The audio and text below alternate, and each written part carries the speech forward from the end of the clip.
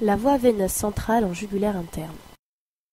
On installe le patient en position de Trendelenburg, c'est-à-dire en position déclinée la tête en bas.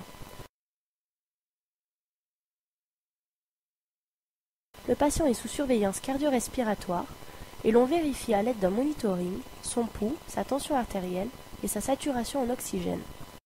On choisit de préférence le côté droit, la tête est tournée du côté opposé et en légère extension. Le bras homolatéral est le long du corps.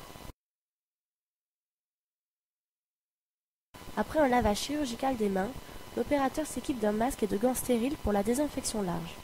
Puis, il change de gants et enfile une blouse stérile pour la suite du geste. Le matériel. Il se compose de bétadine ou de chlorohexidine, de compresses stériles et de pansements, d'un champ stérile, d'une aiguille et de fil, d'une lame, d'une solution de NaCl isotonique ou de G5 à perfuser, d'une tubulure 3 voies, d'une rampe et d'un kit de pose de VVC. Le kit de pose de VVC comprend une seringue de ponction, un guide métallique, un dilatateur, un cathéter veineux à 2 voies et un dispositif de maintien à ailette. Les bases anatomiques. Anatomie de surface. On peut voir le cartilage thyroïde en regard duquel on effectue la ponction. Le triangle de Cédillo est limité en dedans par le chef sternal du muscle sternocléidomastoïdien, en dehors par son chef claviculaire et en bas par la clavicule. Au plan superficiel, on peut voir le chef sternal du muscle sternocléidomastoïdien, la clavicule, le sternum, la lame superficielle du fascia cervical et le muscle platysma.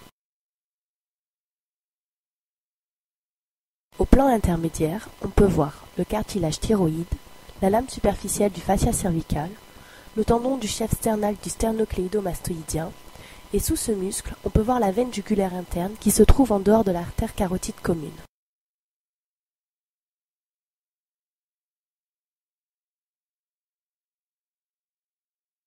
Au plan profond, le muscle homoyoïdien se compose de 3 parties, dont le tendon recouvre la veine jugulaire interne. Le ventre postérieur du muscle digastrique recouvre la veine au niveau le plus supérieur. Plus en dedans, il s'agit du muscle sternoyoïde et du muscle sternothyroïde.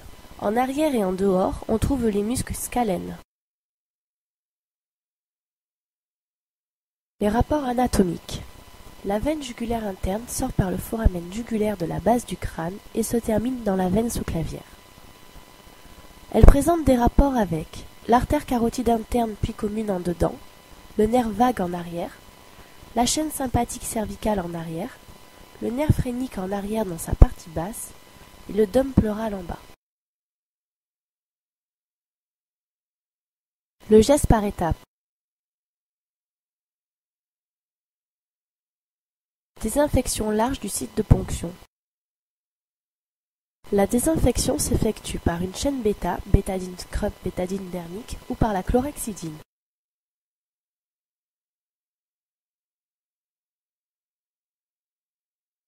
Mise en place du champ stérile.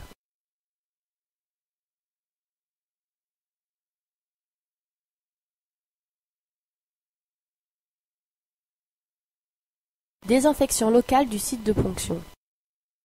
Si le patient n'est pas sous anesthésie générale, on effectue une anesthésie locale à l'aide d'une injection sous-cutanée de xylocaïne. Repérage du point de ponction. Il existe 5 voies d'approche de la veine jugulaire interne, dont les plus utilisées sont la voie postérieure de Jernigan, la voie latérale de Daly et la voie antérieure de Boulanger.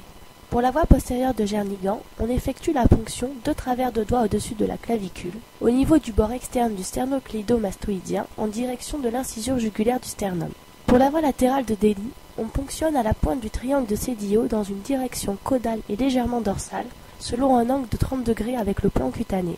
Dans l'extrait qui va suivre, la ponction se fera selon la voie antérieure de Boulanger, en regard du cartilage thyroïde, au niveau du bord interne du sternocléidomastoïdien. La ponction. On recherche le pouls carotidien et on effectue la ponction juste en dehors, avec une direction caudale, légèrement latérale et légèrement dorsale.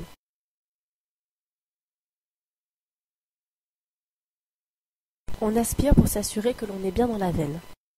Mise en place du guide métallique. Après avoir retiré le piston de la seringue, on insère le guide dans l'aiguille sur environ 30 cm. Ce geste s'effectue en surveillant le moniteur afin de s'assurer que la mise en place du guide ne provoque pas de troubles cardiaques. Pour plus de sécurité, on peut utiliser l'éco-guidage. Élargissement à l'aide du dilatateur. On retire l'aiguille et on insère le dilatateur jusque dans la veine.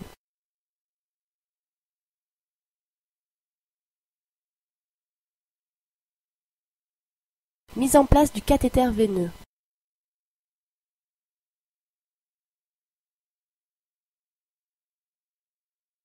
Ce geste s'accompagne du retrait progressif du guide afin qu'il ne descende pas dans le cœur. Une fois le cathéter posé, on clampe ces deux voies.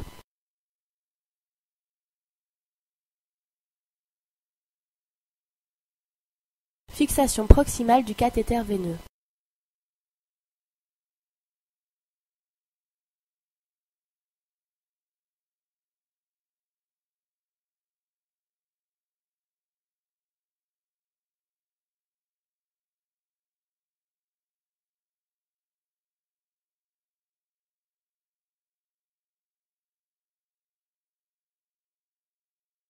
Mise en place du dispositif à ailette.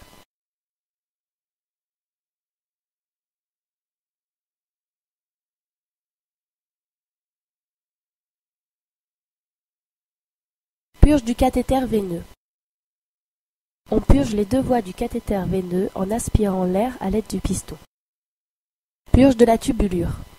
La solution de perfusion remplit la tubulure 3 voies et la rampe qui sert de dérivation pour l'injection éventuelle d'autres substances. Une fois purgée, on relie la tubulure à une des voies du cathéter veineux. Fixation des ailettes.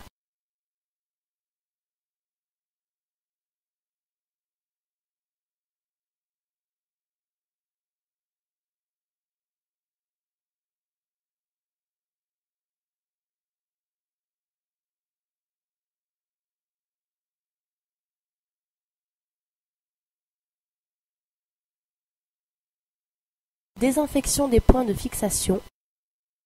Une fois le champ retiré, il ne faut pas oublier de désinfecter à l'aide de chlorhexidine ou de bétadine dermique.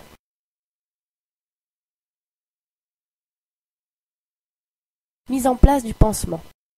Le pansement se compose d'un pansement absorbant et d'un tégaderme.